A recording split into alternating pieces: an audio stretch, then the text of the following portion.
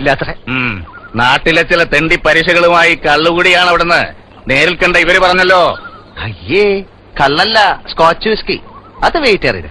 ഈ പഴങ്ങളൊക്കെ വാറ്റിയെടുക്കുന്ന സ്വത്തല്ലേ? പുരാണങ്ങളിലൊക്കെ രാജാക്കന്മാർക്ക് സോമരസ ശീലം ഉണ്ടായിരുന്നായി പറയുന്നുണ്ടല്ലോ. നിന്റെ നാക്കിന് എല്ലില്ല എന്ന് എനിക്ക് ബോധ്യമായിട്ടുണ്ട്. പ്രസംഗം വേണ്ട. എന്താ നിന്റെ തീരുമാനം? അതാ എനിക്കറിയേണ്ടത്.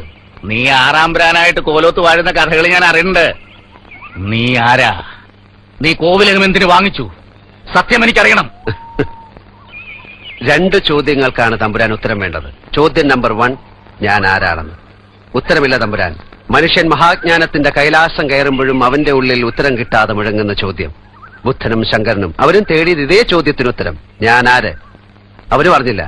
അതിനുത്തരം തേടാനുള്ള നിയോഗമാണ് തമ്പുരാൻ ഓരോ മനുഷ്യജന്മത്തിന്റെയും. ചോദ്യം നമ്പർ 2, ഞാൻ കോവിലകം വാങ്ങിച്ചതിന്. ഉത്തരം ലളിതം, വെറുതെ ഒരു രസത്തിന്.